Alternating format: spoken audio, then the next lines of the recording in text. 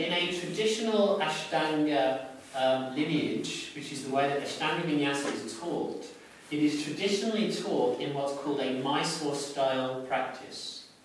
Okay, now Mysore is a place in India, near in the region of Karnataka, near Bangalore.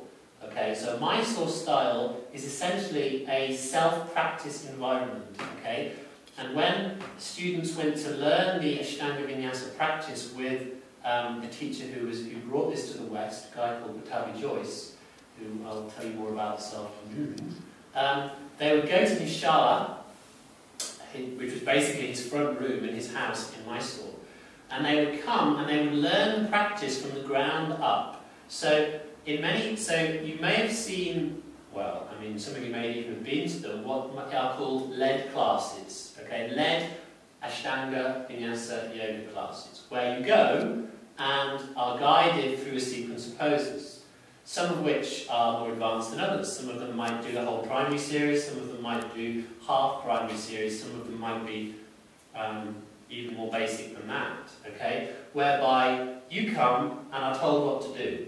Okay?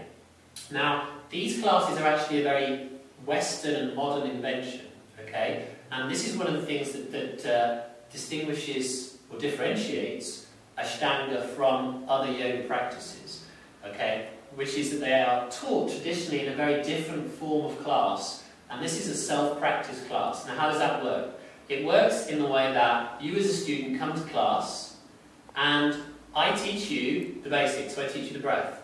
I teach you then the sun salutes. So this morning we're going to do sun salute A and sun salute B. Okay? Now, we start off there, and we basically do them, so I teach you them, and then I get you to practice them on your own until you've got the hang of them.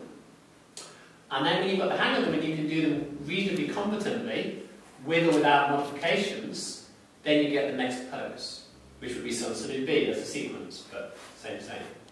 Okay? When you can do that competently, and that might be your first class, okay? Then you might lie down, relax, and come back the following day in India to Mysore. So you can do sun salute A and sun salute B, brilliant. Then you get the next pose, and maybe the pose after that, and then you get to practice that until you can practice the sequence.